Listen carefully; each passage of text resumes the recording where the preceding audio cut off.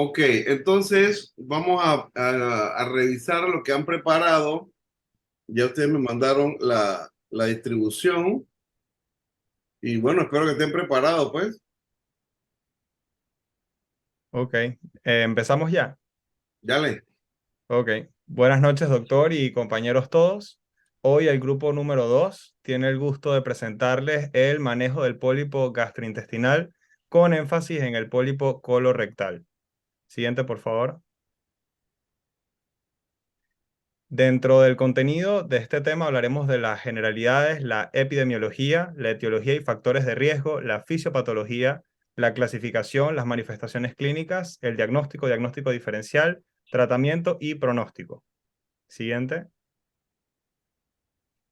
Bien, empezaremos con algunas generalidades acerca del pólipo. Siguiente. Ok, primero que todo, ¿qué es el pólipo? El pólipo hace referencia a cualquier masa de tejido que se origina de la pared intestinal y protruye hacia la luz. Puede ser de origen mucoso, submucoso o inclusive de capas más profundas. Y puede ser de naturaleza neoplásica, como por ejemplo los adenomas, puede ser reactivo como el pólipo inflamatorio o puede ser congénito como el amartoma. Otro aspecto importante a mencionar es que la mayoría de los pólipos colorectales son benignos, pero si no se manejan a tiempo, pueden progresar en el tiempo y algunos se pueden tornar malignos y convertirse en el cáncer de colon que tiene una elevada mortalidad. Por último, un aspecto importante a mencionar es que el médico especialista debe realizar un análisis histopatológico que es fundamental para el estudio del pólipo colorectal para poder establecer si el mismo es neoplásico o no neoplásico. Estos dos grupos los vamos a profundizar mucho más a continuación. Siguiente.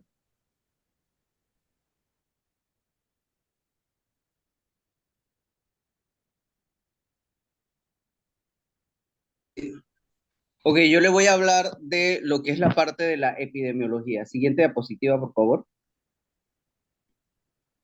Bueno, los pólipos representan del 80 al 90%, o sea, el 80 al 90% de los casos de cáncer colorectal tienen algo en particular y es que hubo previamente un precursor de un pólipo adenomatoso o adenoma.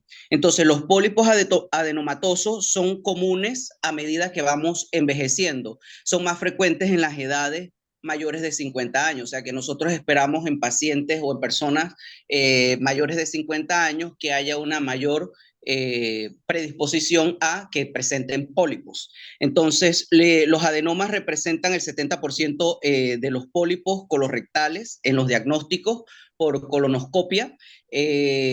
Son más frecuentes en los hombres que en las mujeres y son muy raros, no que no pueda ocurrir, pero es menos frecuente, como ya les decía, que los vamos a ver más después de los 50 años. Es muy poco probable que nosotros encontremos pacientes que tengan pólipos menores de 40 años. Siguiente, por favor. Bueno, perdón, la anterior, bueno, la gráfica hablaba un poco pues de lo que les evidenciaba algo de lo que les mencionaba, de que a medida que iba aumentando la edad, iba siendo más frecuente la aparición de los pólipos en la población. Ahora sí, siguiente. Bueno, en cuanto aquí en Panamá, la tasa del cáncer colorectal está entre 6 a 8 habitantes, de 6 a 8 por 100.000 habitantes, con una relación masculino-femenina de 1,4 a 1, o sea, mayor en masculinos que en femeninos, que es lo que se ha observado en otros estudios a nivel internacional. Esto fue un estudio que se realizó aquí de de más de 400 colonoscopia, donde clasificaron que se llevó a cabo en el Paitilla en los 90, finales de los 90, inicios del 2000. Entonces, el 58% presentaron pólipos únicos, 40,6% múltiples y un 0,7% poliposis, o sea, bastantes pólipos. Pues. La morfología, el 91% fueron pólipos sésiles y el demás los pedunculados. Los sésiles son así planos, los pedunculados parecen como si fueran unos hongos tipo paragüita, por decir algo. La distribución anatómica fue el 19% en el colon transverso, el 37% en el sigmoide y el 16% en el recto. En cuanto a la parte de, como les decía, en las biopsias que se hicieron de los pacientes que clasificaron de esas 400, se encontró que los pólipos correspondían al tipo adenomatoso en el 71,4% y de estos el 97,2% fueron tubulares y el 22,8% correspondían al tipo hiperplásico. Otras cosas que también pude encontrar mientras buscaba la información era que se presentaban de repente más en la raza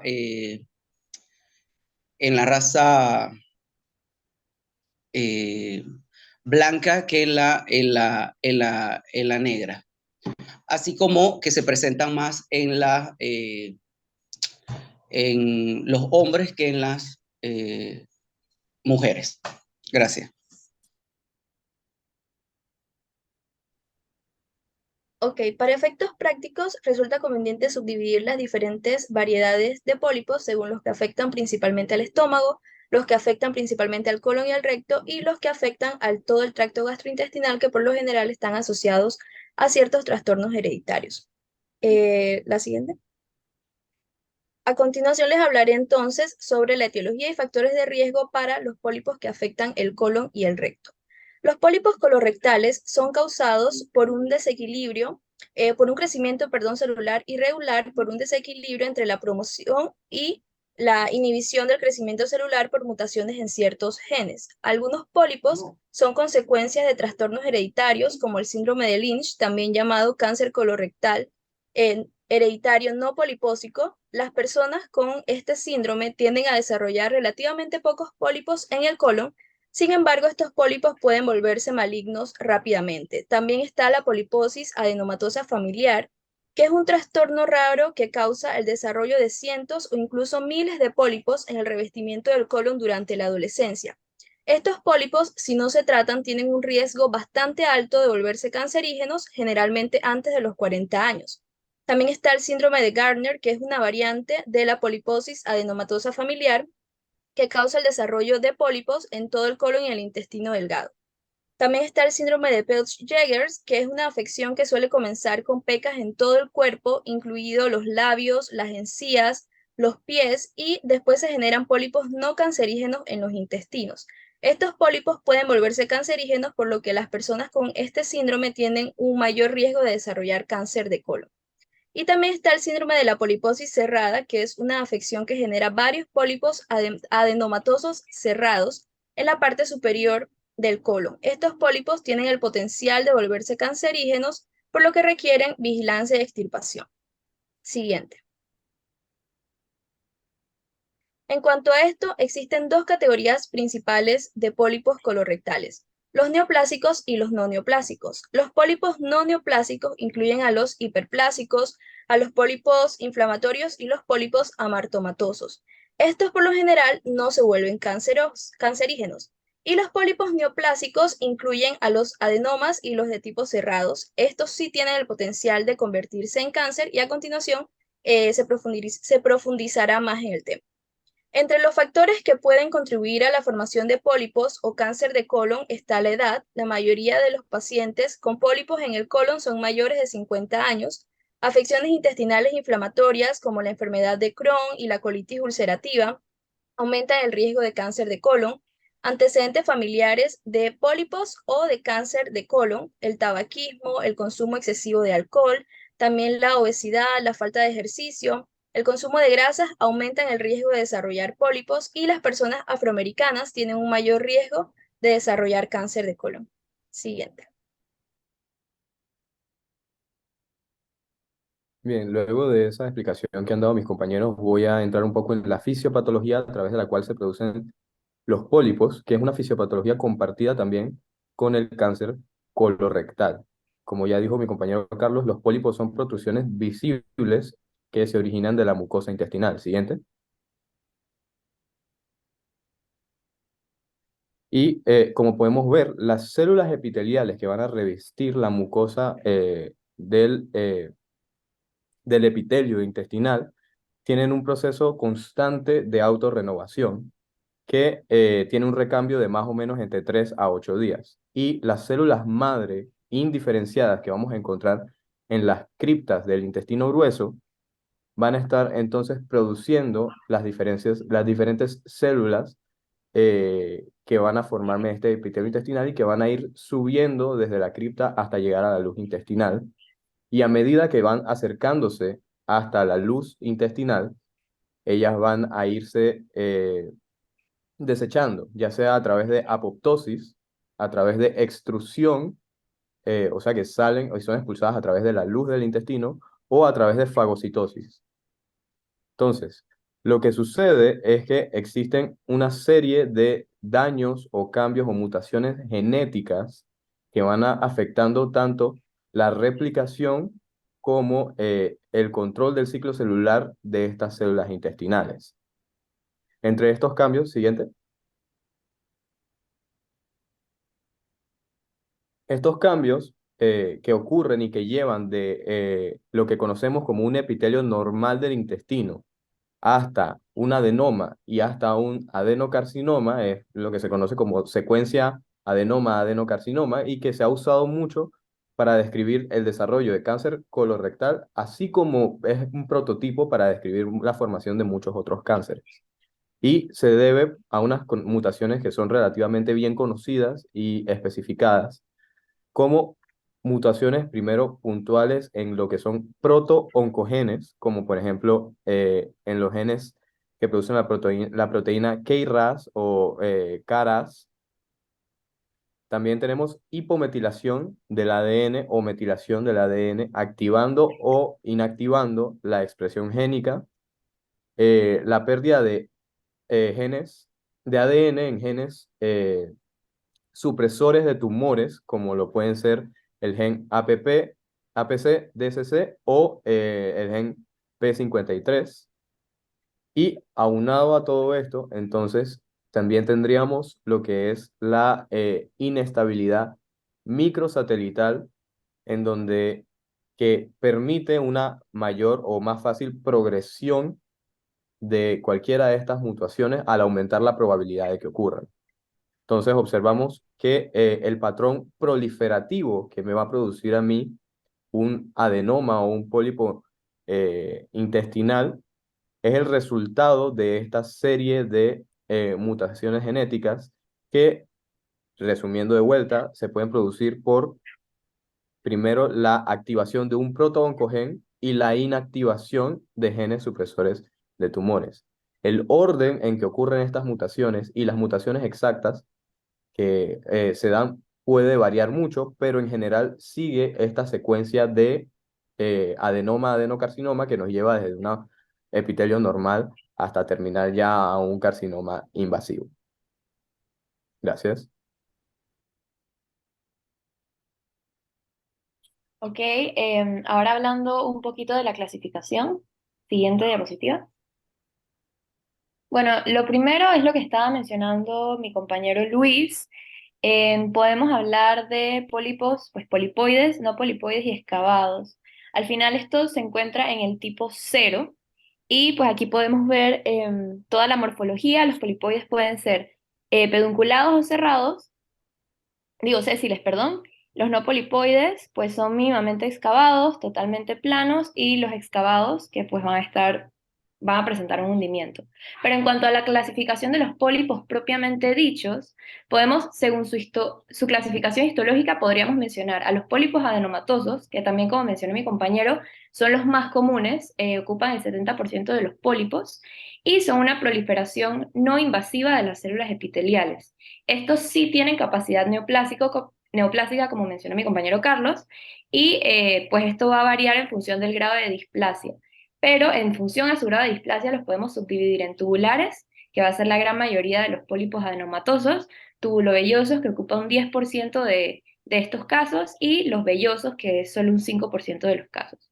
Adicionalmente, podemos mencionar a los pólipos cerrados, que es un grupo heterogéneo de lesiones con una arquitectura en dientes de sierra en el epitelio de las criptas. En tercer lugar, tenemos a los pólipos inflamatorios, que pues van a ser consecuencia de un proceso inflamatorio crónico. Es típicamente secundario a la enfermedad inflamatoria intestinal y carecen de potencial de degeneración neoplásica, a diferencia de los pólipos adenomatosos, que pues sí tienen una capacidad neoplásica. Y por último podemos mencionar a los pólipos amartomatosos, que van a hacer una proliferación de células maduras de la mucosa.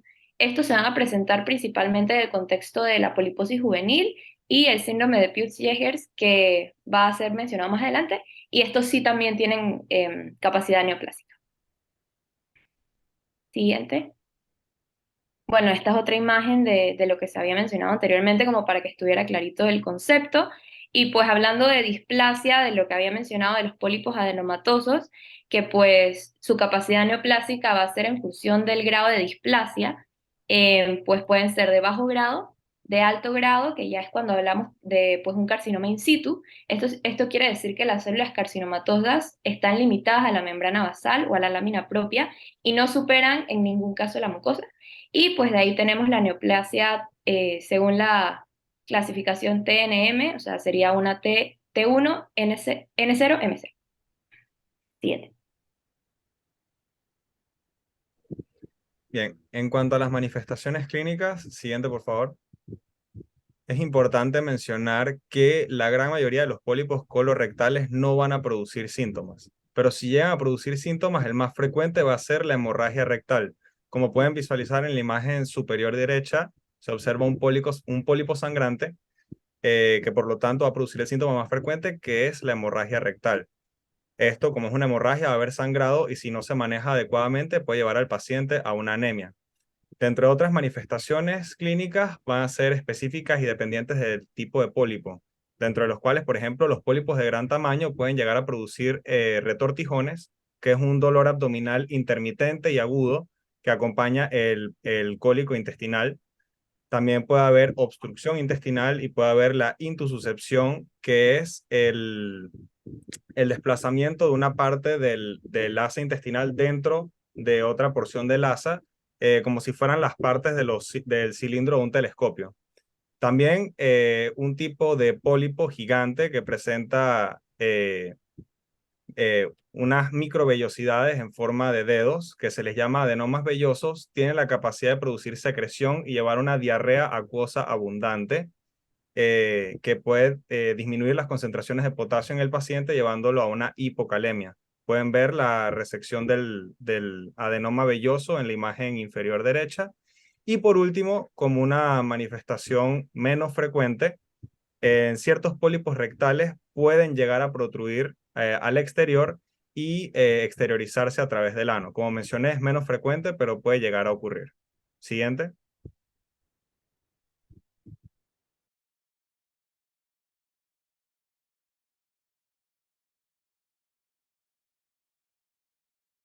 Bien, ahora vamos a hablar un poco sobre el diagnóstico.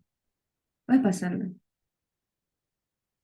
Como comentó mi compañera al inicio, una de las partes clave en esta patología es cómo se llega al diagnóstico. Entonces, aquí colocamos como los 4 pilares para poder llegar al diagnóstico en esta patología de pólipo colorectal. Inicialmente tenemos la colonoscopía, que es el estudio más sensible para poder detectar los pólipos y el cáncer colorectal.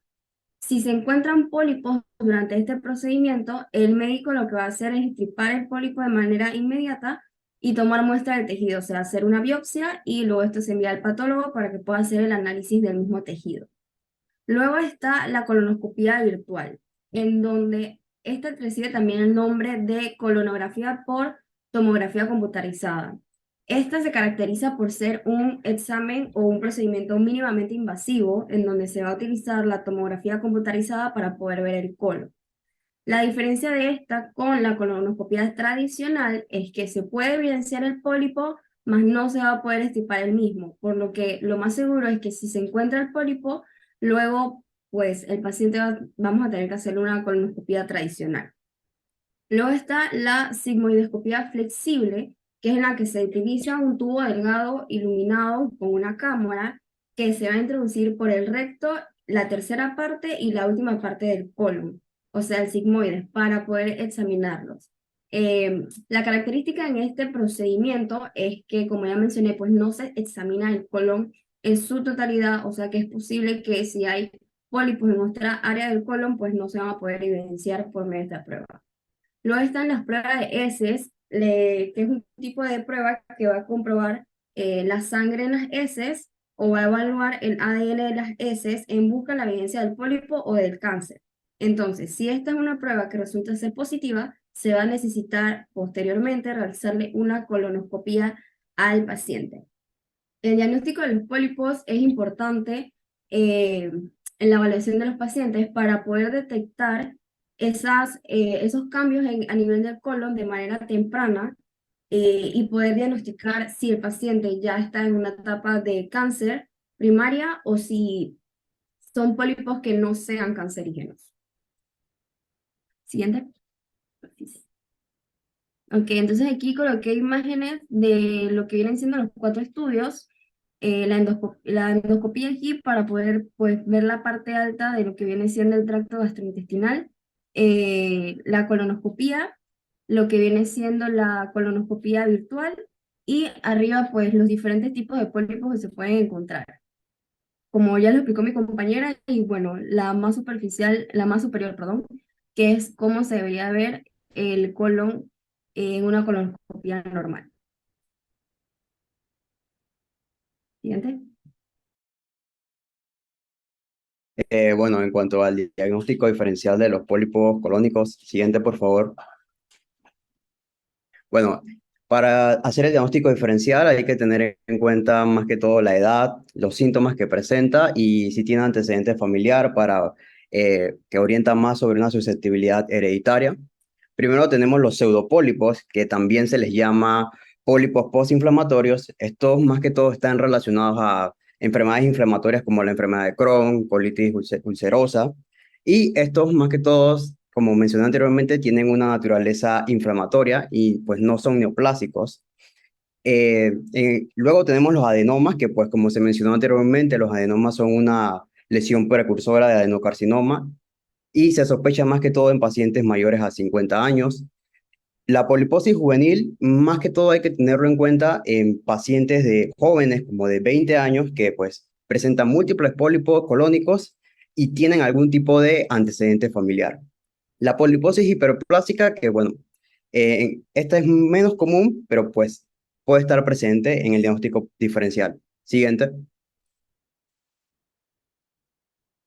Bueno, hay otros trastornos hereditarios que fueron mencionados anteriormente que pueden producir pólipos colorectales. Uno de estos sería pues el síndrome de Turgut, que puede producir pólipos colorectales, pero también tiene otras manifestaciones extraintestinales como lo pueden ser los dientes supranumerarios, tumores cerebrales, manifestaciones cutáneas, osteomas.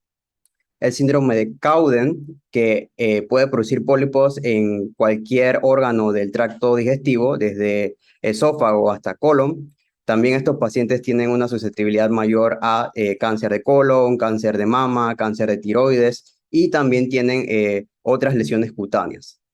En el otro también tenemos el síndrome de Lynch, que se le conoce que produce cáncer colorectal hereditario sin poliposis.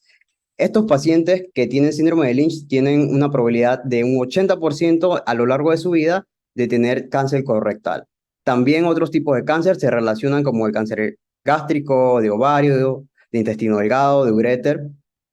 Y bueno, tenemos otros, por ejemplo, cuando se mencionó anteriormente que la principal manifestación clínica es la rectorragia. Si el paciente tiene rectorragia, el diagnóstico diferencial, además de un pólipo, podemos hacer, por ejemplo, hemorroides, una fisura anal, proctitis, diverticulosis, cáncer colorectal y una enfermedad inflamatoria, ya sea enfermedad de Crohn o colitis ulcerosa. Siguiente. Bueno, ahora vamos a hablar del tratamiento de los pólipos colorectales. Siguiente.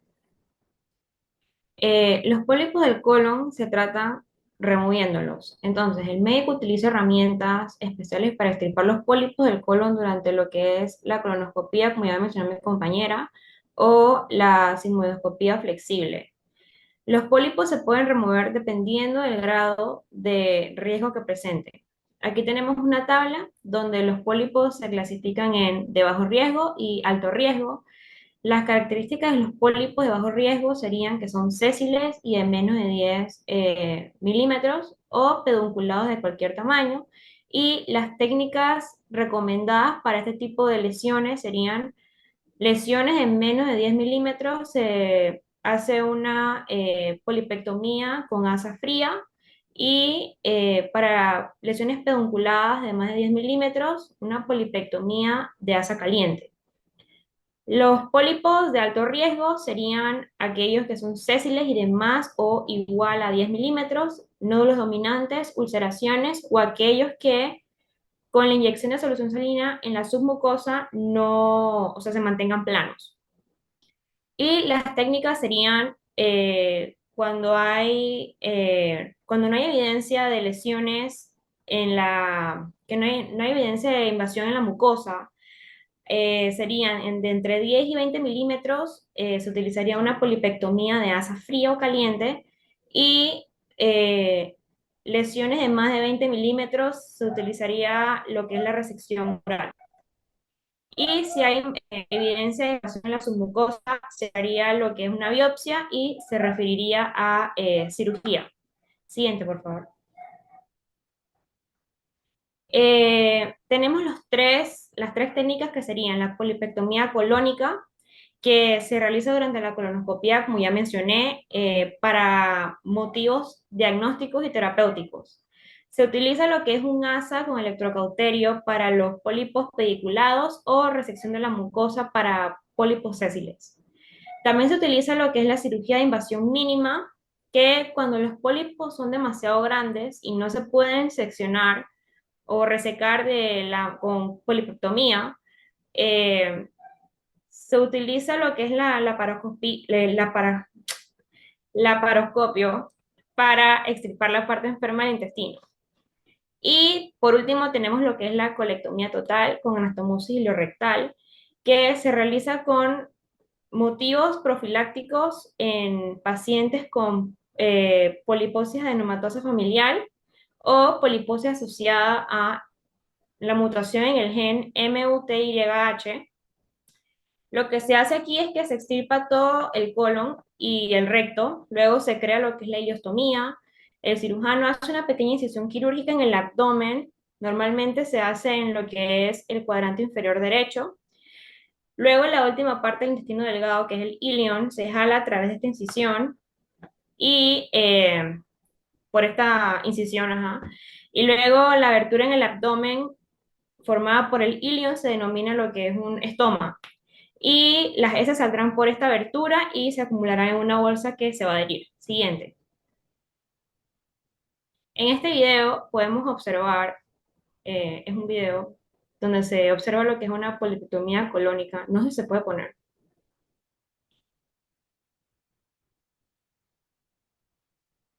Creo que no. Bueno, no importa. Siguiente.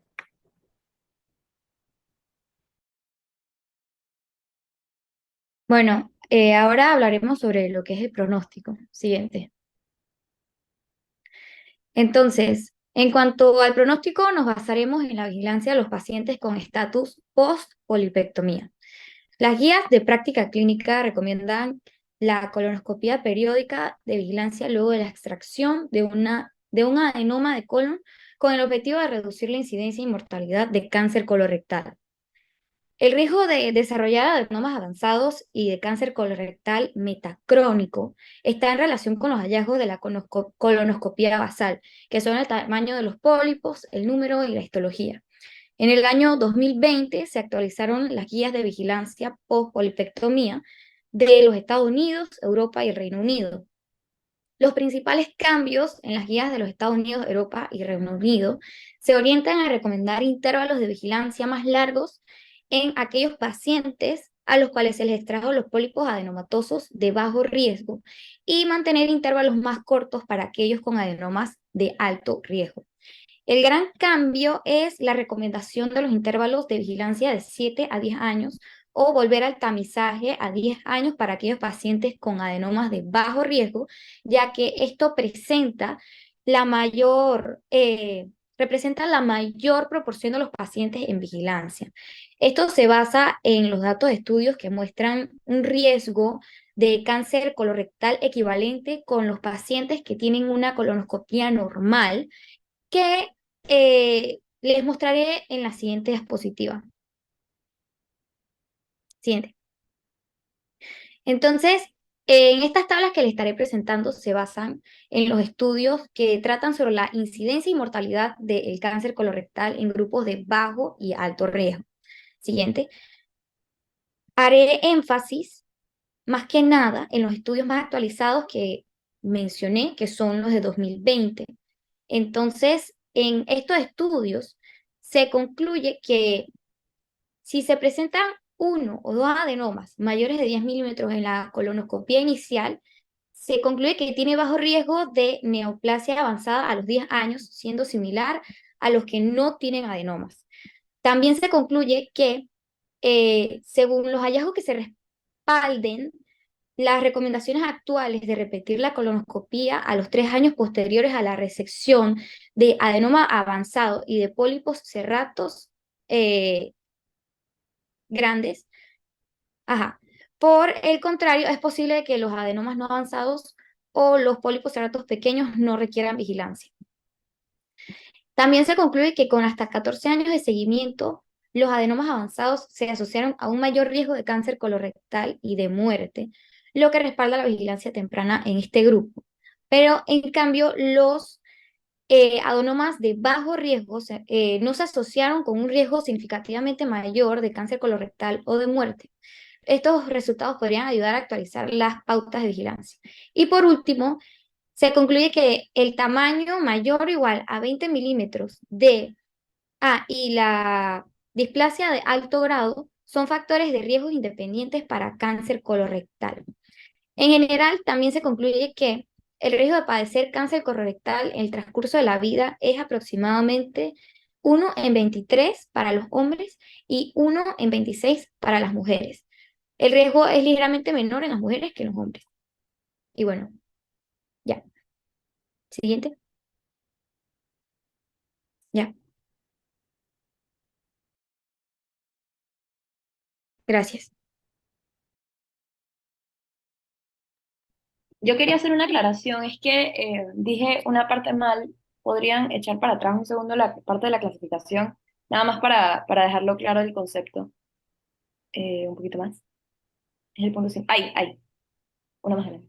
Ok, que ahí la anterior. Ok, aquí estamos hablando es de las lesiones tipo 0. Dije que esta era la división de los pólipos. No, estas son las lesiones tipo 0. Y la que nos interesa, o sea, las de la charla son estamos hablando pues del tipo polipoide, que morfológicamente va a ser clasificado en pedunculado y sésil, y de ahí histológicamente va a ser la clasificación que había mencionado anteriormente. Nada más para dejar eso clarito. Ya eso sería todo. Gracias. Ok. Tengo varios comentarios breves. Han ustedes repetido mucho la frase pólipo cerrado, con S, ¿verdad? ¿Saben qué significa eso? ¿Tienen idea? Entendía, doctor, que se debe a la histología del pólipo, Ajá. Correcto. que Tienes como Ay, perdón, Daniel. sí, que comparan la forma de la infiltración como a una sierra eléctrica, creo que Diente de directamente. sierra. diente de sierra, de ahí el término de pólipo cerrado con S, ¿no? Creo que han presentado bastante bien. Sentí algo de inseguridad en el segundo participante. Los demás los sentí mucho más seguros, ¿no? Creo que dijiste que era más frecuente en las personas de raza blanca y es al revés, es más frecuente en las personas de raza negra. Sí, sí, doctor, exacto. Esa parte, después que lo dije, sí es cierto, exacto. Es en la raza negra que en la raza blanca. Con Es ustedes, correcto. porque cualquiera comete un error. Entonces traten de captarlo y lo corrigen de una vez, no se queden callados porque entonces dejan la sensación de que ustedes creen que están en lo correcto. Entonces, digan, me equivoqué, no es así, ¿ves?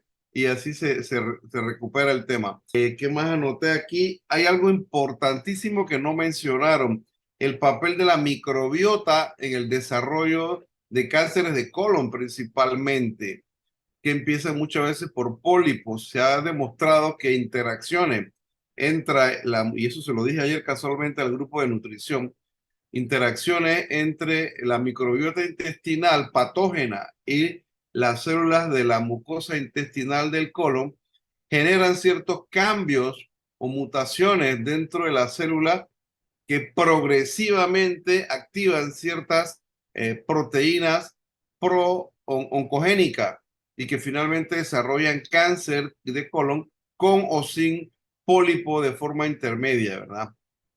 Recuerden que los pólipos se pueden presentar en todo el trayecto del tubo digestivo, inclusive desde el esófago. Claro que son mucho más frecuentes en el colon, pero también hemos visto en estómago, principalmente hemos visto pólipos muy grandes que debutan con una hematemesis, es el primer síntoma. No recuerdo haber visto pólipos en el duodeno, sí en intestino delgado y repito, mucho más frecuentes en colon. Eso creo que fue lo único que le faltó. Practiquen los videos. Cuando tú vas a incluir un video en una presentación, practíquenlo. Practíquenlo, que el video corra, porque no es bueno que presentes un video y el momento no corre. Entonces queda la sensación, queda la duda, ¿verdad? Entonces eso practíquenlo antes. Y creo que faltó una última diapositiva que diga conclusiones. Siempre que vas a hacer una presentación, la primera diapositiva es el título, la segunda es los objetivos que tú pretendes lograr con esa presentación y la última una conclusión, que diga conclusiones, puede ser una, pueden ser dos diapositivas de conclusiones, donde enfatizas los aspectos más importantes de los temas que has presentado. Ustedes fueron 10 conferencistas, creo que lo hicieron muy bien, pero me hubiera gustado ver una diapositiva de conclusiones, ¿no? Así que yo en general pienso que lo hicieron muy bien, solamente le estoy dando recomendaciones que les sirven no solamente para esta presentación, sino para cualquier otra presentación que ustedes tengan que hacer, que a lo largo de la vida de un médico pueden ser muchas.